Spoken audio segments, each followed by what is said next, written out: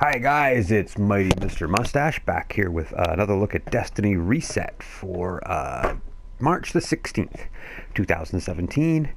As always, the mightiest mustache in the universe works very hard, and I have a lot of days where I'm working this week at my not internet job.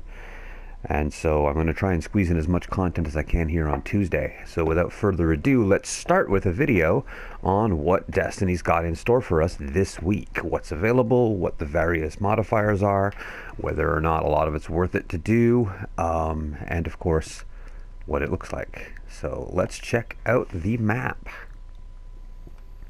The weekly featured raid, as always, is going to be... not as always, but as follows with the way that they've been playing the raids anyway. It's been Crota, Vault of Glass, then King's Fall, and then here we go, Wrath of the Machine. I was hemming and hawing there because for the life of me I couldn't remember the name of the raid. It's Wrath of the Machine. I can brain just fine, thank you very much. The Vosic Challenge and the Axis Challenge. The Vosic Challenge is a weird one. You have to do 2 of the clean rooms at a time. So you only get 3 cycles where you can kill him. And you have to close the doors using the bombs. Those Siva grenades. It's complicated, and it's probably one of the more complicated challenges there is to do, in the sense of your timing and all the rest has to be flawless, because people have to get into those rooms on either side. The 2 Siva grenades that drop have to be carried to either side, and then boom, hit the lock on the inside with one of those Siva grenades. I think that's the challenge. I've done it maybe once. It's really tricky. The Axis Challenge is, again, a little on the tricky side. You cannot miss any teleports. So when you get to the point where you can damage Axis himself in the second stage of his fight, you bring his shields down using Siva bombs, and then he begins teleporting. He teleports 3 separate times per cycle to different locations, and somebody with who's been selected with a Siva charge has to jump on his back and stun him. That's the first part of the challenge, is that you cannot miss, you cannot fail in that little 3-second window to stun him. And the second part of the challenge is that somebody else on your team who has this charge has to run over to one of the open pads and dump his charge in, which causes everyone's supers to reset, and you can't miss that either. So timing's really big. If you're going to do these things, have some patience, because it is hard mode for a reason. I've seen a lot of times where I've gone in with random people from LFG, and after 1 or 2 attempts they just throw up their hands and say, oh, you guys suck, and they leave. Or they just oh, I can't do this, you know. Or you'll see LFG where people say, you know, you have to have done it 100 times and you have to have everything, and I want to see the emblems, and you know, 2 strikes and you're out. And it's, you know, I think you're approaching the game for the wrong reason if that's the only thing you've got going for you. Anyway, you play your way, but try not to be a dick about it. Okay, now we have the Challenge of the Elders. Challenge of the Elders is Catapult, melee kill bonus, and small arms. Catapult, I don't remember if it's only grenade. Okay, whatever. I think it's both melee and grenade that recharge significantly faster. Not your super, but both of those. Melee kill bonus is a pain. It's not a pain, actually. Melee kill bonus, sorry, is really, really, really good, because you don't need a charged melee to kill anyone. You can hit them with an uncharged melee, just a standard punch. So just punch your way through all of the ads, and you won't get the highest possible score for Challenge of the Elders as a whole, because obviously super kills and grenade kills and precision kills give you higher scores. But you do have the benefit of simply being able to always have an available attack that can score. So melee. There you go. A good Defender Titan with that with the Defender Overshield, really nice. Okay, the weekly Nightfall has Epic, of course. It has Specialists, so secondary weapons do double damage. no radar, ironclad, so more of the enemies will have shields than normal. Things like scion flares, including the taken ones, will have shields when they don't normally. I think some knights or the harpies and the shanks will have shields, solar type shields. Basically, a few of the minor guys suddenly have shielding. And exposure. Your shield, your personal shield, your health doesn't regenerate. At least not very fast. But you do have about double the normal capacity for taking damage.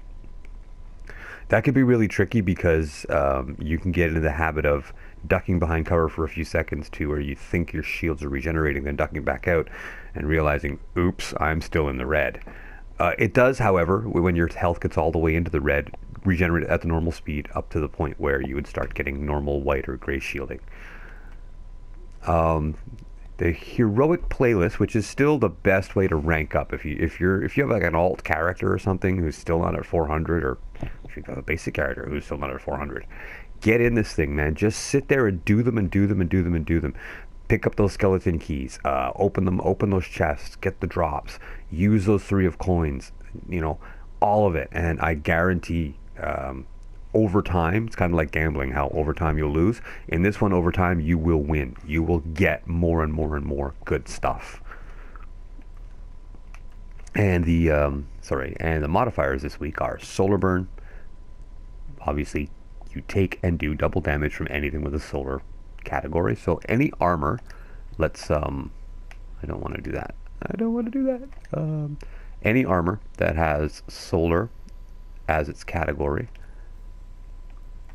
Let's take a look and see. I have one here. Here you go. So this armor has the option of either increasing the amount of armor that I have when using a solar-based subclass, right? Or reducing incoming solar burn damage. It doesn't reduce it by a mountain, but let's say, I don't know if we have ever done the math for it, or if anyone's done the math. If you know, please feel free to help a brother out and tell me in the comments. I bet you Dado's done it. Anyway, you take some reduction, 20, 25%, maybe 30% of the total damage you take from solar is reduced by that armor. One day, I don't know, maybe if they continue the trend into Destiny 2, we'll take an afternoon with my clan and we'll actually figure out what that means. It's going to be a little tough. And fresh troops, so extra minions around the boss, that kind of thing. When bad guys show up, there will be more of them. Now, the weekly story playlist, the Eater of Hope and a Would-Be Kells challenge the safety of humanity. I think that sounds like the Skolas storyline. And Solar Burn again, and Brawler meaning you do more damage with melee attacks. Pretty good. Mayhem Clash, just like it was in Iron Banner last week. So, bang, no respawn delay, scoring values, not valuables. Multiplied by 10. English is hard. Embrace the chaos. Everything recharges fast. Grenades recharge in 5 seconds. Your melee it recharges in like 5-6 seconds. Your supers up every 30 seconds or so. It's just chaos.